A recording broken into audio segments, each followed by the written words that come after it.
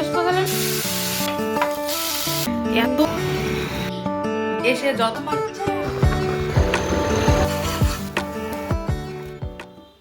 আমি ভেবেছিলাম এই রোগ থেকে হয়তো আমি চিরজীবনের মতো মুক্তি পেয়ে গেছি, কিন্তু না, আমার ভাবনাটা পুরোটাই ভুল।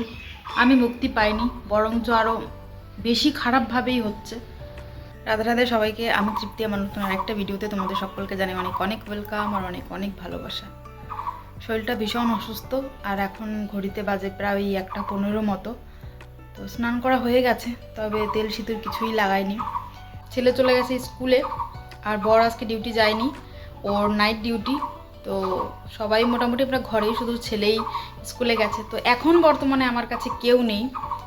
তো কোথায় গেছে? আসলে রেডি হয়েছিলাম সকালবেলা যাবো একটু ডক্টরের কাছে, ওই যে খুব অসুস্থ বললাম যে, তো যাওয়া হলো না, যাওয়াটা ক্যান্সেল হলো। তো আমি পুরোপুরি রেডি হয়নি, মেয়ে হয়ে গেছিলো। তো ও এখন রেডি হয়ে গেছে, ডক্টরের তো যাওয়া হলো না। এখন তো কোথাও না কোথাও তো যেতে হবেই ওকে, যেহেতু ও রেডি হয়ে গেছে। তো ওই জন্য ওকে নিয়ে ওর বাবা গেছে বাজারে, আর বাজার থেকে একটু ফুলকপি আনবে, তারপর রান্না করব। তো বলেছে তো সেই মতো ফুলকপি নিয়ে আসি, তারপর রান্না করবে। তো কি রান্না করব ভেবেছি পনির। তো দেখা যাক কত দূর কী করি। বোঝা যাচ্ছে?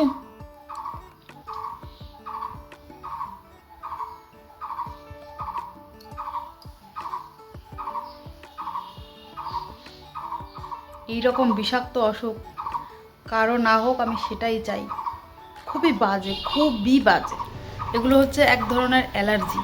তো এত বাজে অ্যালার্জির সঙ্গে মানে পুরো মুখটা তো ব্যথা করছেই, কিন্তু চুল করছেও ভীষণ। ওষুধ খেয়েও কাজ হচ্ছে না, জানি না কীভাবে হলে ভালো হবে। এই হলো আমার ঘরের অবস্থা। এই বিছানাটা এরকম সকালবেলা ঠিক করেছি, আবার উল্টোপাল্টা হয়ে গেছে। ওই যে জামা কাপড় বের করে রেখেছিলাম পরবো বলে, যাওয়া তো আর হলো না। আজকে সকালবেলা জলখাবারে বানিয়েছিলাম সব কিছু সবজি দিয়ে, ঘরে যা যা সবজি ছিল সেগুলো দিয়ে, আর পনির দিয়ে পোলাও বানিয়ে দিয়েছিলাম ছেলেকে। এখনও রান্না বান্নার কাছে আসিনি, তো রান্না করতে হবে। ওই যে গেছে, এখনও আসেনি। কখন আসে কখন আসবে তার তো ঠিক নেই। তো আমি এই যে কাপড় চাপড় নিয়ে এসেছি, এটাকেই বরঞ্চ কাটাকাটি করি, যখন আসার আসতে থাক ধীরে সুস্থ। তাই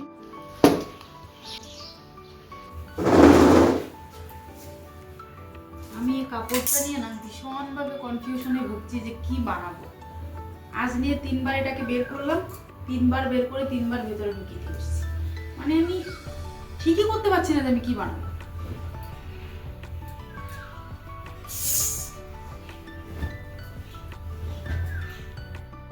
আসলে কাপড়টা যখন অর্ডার করি তো কাপড়টাকে দেখেই আমি একটা ফ্রক বানাবো সেরকম ভেবে রেখেছিলাম। তবে যে ডিজাইনটা আমি ভেবেছিলাম সেই ডিজাইনটা এই কাপড়টা দিয়ে একটু ছোট হয়ে যাবে, মানে আমার মনের মতো করে হচ্ছে না। আমি অনেকটা ঘের বানাতে চাইছি, ওই জন্য এই কাপড়টা দিয়ে একটু ছোট হয়ে যাচ্ছে। আর সেই জন্য একটু কনফিউজ ছিলাম যে কি বানাবো, কিভাবে বানাবো। তো এই ভেবে ভেবে কাপড়টা কদিন ধরে শুধু মেলছি আর দেখছি কোথা দিয়ে কি করা যায়। তো আমার মনের মতো যেহেতু হচ্ছে না, সেই জন্য আমি ভাবছি একটা সিম্পল কুর্তি বানিয়েই রেখে দেবো। যাই হোক, ওই হেনা তেনা আর করা যাবে না এখন, কারণ যদি সেই ডিজাইনটা বানাতে চাই তাহলে আর একটু কাপড় অর্ডার করতে হবে, আর সেটাও অনেকটা দেরি হয়ে যাবে। মধ্যে আমি অনেকগুলো কাপড় আরও অর্ডার করে রেখেছি, সেগুলো 2-1 দিনের মধ্যে হয়তো চলেও আসবে।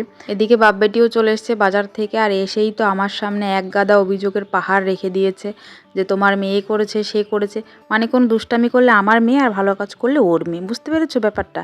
তো এই পাপা কি পরি তখন হয় যখন পাপার কথা শোনে, আর যখন আমার কথা শোনে তখন দুষ্টু হয়ে যায়। তো এই যে মেয়ে চকলেট কিনে নিয়ে এসছে, তো এটাকেই দেখাচ্ছে। আর আজকের ফুলকপির দাম দর নাকি মেয়েই করেছে। যাই হোক, বাচ্চা বড় হয়ে গেছে, বুঝতে পারছো, ফুলকপির দাম দরও করে। আমি জানি আমার মেয়ে বয়স থেকে একটু বেশি কথা বলে, একটু বেশি পাকা, তবে বাজার করতেও যে শিখে গেছে সেটা জানতাম না। আজকে ওর পাপা না বললে হয়তো কোনো দিনই জানতাম না, কারণ সবজি বাজার আমি করি না আর করতেও পারি না খুব ভালো। খুব দরকার যদি না হয় তাহলে আমি সবজি বাজার করিই না। তো এই আমার মেয়ে এসে দেখো পোস্ট পাস দেওয়া শুরু করে দিয়েছে। এদিকে অনেক কিছুর বাজার করেছে, গেছিলো ফুলকপি আনতে, সেখানে ফুলকপির বদলে যে আরও কত কপি এনেছে একটু পরেই তোমরা দেখতে পারবে।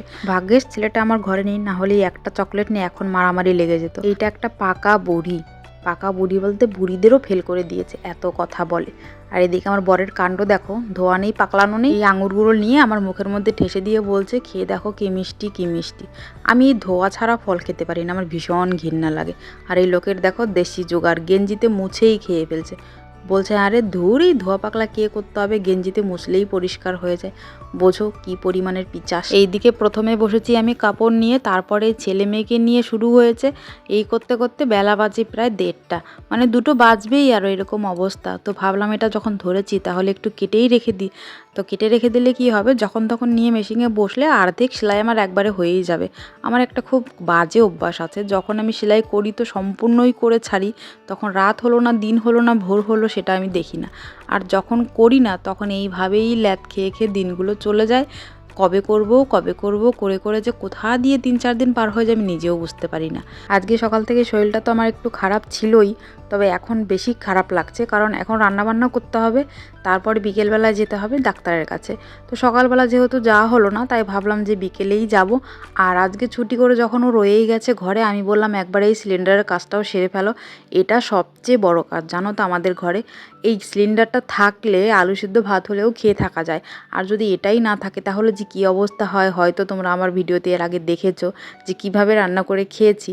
শুধু একটু গাফিলতির কারণে আমাদের এরকম রান্না করে খেতে হলো।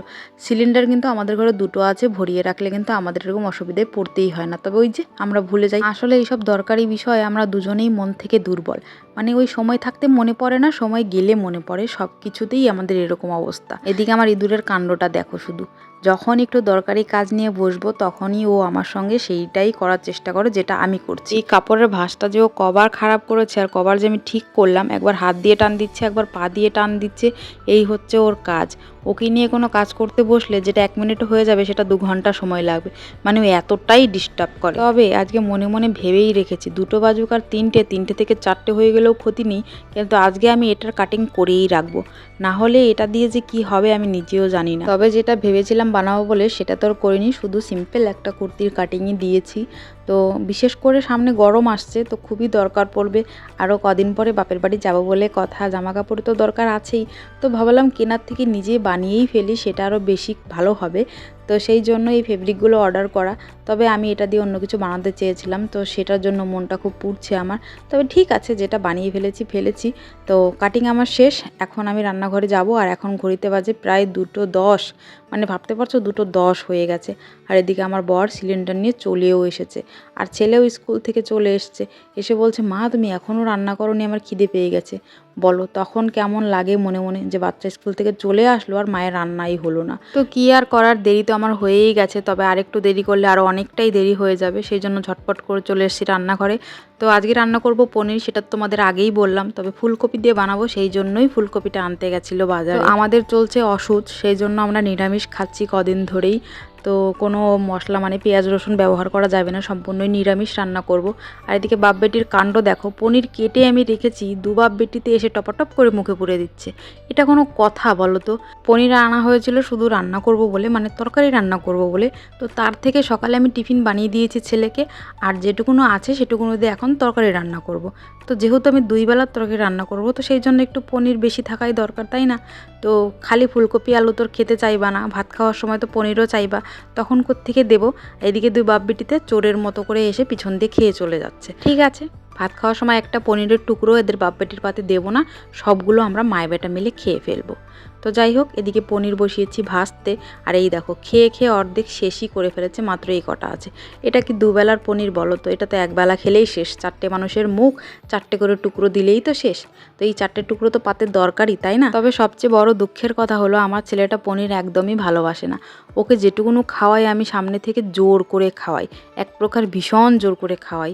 ও খেতেই চায় না, মানে ভালো জিনিস ও খেতেই চায় না। যত বাজে পচা জিনিস ওকে দেবে ও সেগুলোই তৃপ্তি করে খায়। এই জন্যই কখনো ওর উপর ভীষণ রেগে যাই আমি, যেগুলো তুই কেন খাস না, তোর জন্যই আনা হয়। আর আমার মেয়েটা পনির খেতে খুব ভালোবাসে, দেখলেই তো কাঁচা কাঁচাই মেরে দিল। তো এদিকে আমার রান্নাবান্না প্রায় শেষের পথে, আর এবার মশলাটা কষতে দিয়েছি। তবে এই মশলাটা বেশি সময় কষার দরকার নেই, কারণ এর আগে আমি এটা ভেজে তারপরেই পেস্ট করেছি। তো এখন একটু ক্রিম ঢেলে দিলাম। তবে আমার বর যদি দেখতো এই ক্রিম ঢালাটা, তাহলে তরকারিটা খেতোই না। মানে এই মিষ্টি জাতীয় খাবার, মানে একটু মিষ্টি মিষ্টি থাকবে, এগুলোও ভালোবাসে না। ওকে বিষাক্ত পরিমাণে ঝাল বানিয়ে দাও, সেটা ওর কাছে খুব ভালো লাগে। তাতে যদি সেই তরকারিতে তেল লবণ না থাকে তাও চলবে, শুধু ঝাল হলেই হবে। তো আমি আবার একটু মিষ্টি জাতীয় খাবার বেশ ভালোবাসি। এত বিষাক্ত পরিমাণের ঝাল আমি খাই না, কারণ সেটা খেলে আমার ক্ষতি হয়। আর আজকাল ছেলেমেয়েও তো তরকারি দিয়ে ভাত খায়, ওই জন্য আমি একটু পানসে পানসেই রান্না করি। আর আমাদের শরীরের জন্য তো তেল ঝাল খুব একটা ভালো না, তাই না? তো এই কথাটা আমার বর বোঝে না, মানে সবই জানে, তবুও মানে জিহ্বাকে কন্ট্রোল করতে পারে না, ওর ঝাল তেল দরকার। তো যাই হোক, এখন আমিও একটু লাইনে চলে এসেছি। আগে আমিও খুবই খেতাম, তবে এখন একটু কমিয়ে দিয়েছি। তো এদিকে আমার রান্নাবান্নাও কমপ্লিট হয়ে গেছে, আর বাইরে এসে দেখি আমার বর গাড়িটাকে পরিষ্কার করছে। এটা কি কোনো সময় বলো তো? প্রায় 3টে বাজতে চললো, এখন উনি গাড়ি ধুচ্ছে, তারপর নিজেকে ধোবে, তারপর ফ্রেশ হয়ে আসবে খেতে। তো ততক্ষণে কতটা সময়ের প্রয়োজন। আর এনাকে দেখো, ইনি আজকে একলাই স্নান করেছে। অন্যদিন আমি টেনে হেঁচড়েও নিতে পারি না কলপারে, আজকে একলাই স্নান করে চলে এসছে। আর সব কাজ সেরে এখন চলে এসেছি আমরা খেতে। তো এখন বাজে প্রায় 3:30। আমাদের 4টের সময় ওই মেডিকেলে পৌঁছাতেই হবে, আর এখন 3:30 বেজে গেছে। তো এর পরের গল্পটা কি হতে পারে বুঝতেই পারছো। ওই যে নাকি মুখে কটা ভাত গুজে থালাটা বেসিনের উপর ধপ্পাস করে ফেলে হাতটা ধুয়ে কোনো মতে জামাটা শুধু পরেই বেরিয়ে পড়েছি। আর ওদিকে ছেলেকে দিয়ে এসেছি আমি টিউশনে। তো টিউশন করতে থাক, ততক্ষণে আমরা চলে আসব। আর এখান থেকে যে ওখানে আবার নাম লেখাতে হবে, কজনের পরে যে পড়বো তারও কোনো ঠিক নেই। যেহেতু নাম লেখালেখির একটা ব্যাপার আছে, সেই জন্য আমাদের একটু আগেই যেতে হতো, কিন্তু আমরা বড্ড লেট করে ফেলেছি, জানি না কতটা দেরি হবে। তো চলো, চলে এসেছি এই যে হোমিও ডাক্তারের কাছে। শুনেছি এই ডক্টরটা খুব ভালো ট্রিটমেন্ট করেন, তো এই জন্য ওনার কাছে আসা। তবে এখানে এসে রদ দেখা কলা বেচা দুটোই একসঙ্গে হয়ে গেল, কারণ নিজেকে তো ট্রিটমেন্ট করতে এসেছিলাম, নিজের চিকিৎসাটা তো হলোই, সঙ্গে মেয়েকেও একটু চিকিৎসা করিয়ে নিলাম। তো ওর জন্য এক্সট্রা করে আর নাম লেখাতে হয়নি, ভিতরে গিয়ে তারপর ডক্টরকে বলে প্রেসক্রিপশনটা সেখান থেকেই কাটানো হয়েছে। তো খুব ভালো হয়েছে। আর এদিকে ওর পাপার কাণ্ড দেখো, রাস্তার মধ্যেই মেয়েকে ওষুধ খাওয়াতে লেগে পড়েছে। আর এদিকে মেয়ে ওষুধ কিছুতেই খেতে চাচ্ছে না, কারণ ওর কাছে ওষুধ মানেই তো তেতো। তো সেই ভয়েও কিছুটা খেতে চাইছিল না। তোর পাপা দেখারও, দেখ এই চিনির দানার মতো মিষ্টি ওষুধ খেয়ে দেখ, ভালো লাগবে। তো আর কি, চলো আজকের দিনের গল্পটা এখানেই শেষ করি। ভালো লাগলে একটা লাইক শেয়ার সাবস্ক্রাইব করে আমার পাশে থেকো। সবাই ভালো থেকো, সুস্থ থেকো, নিজেদের খেয়াল রেখো। দেখাবো অন্য কোনো ভিডিওতে। চলো টাটা, গুড নাইট।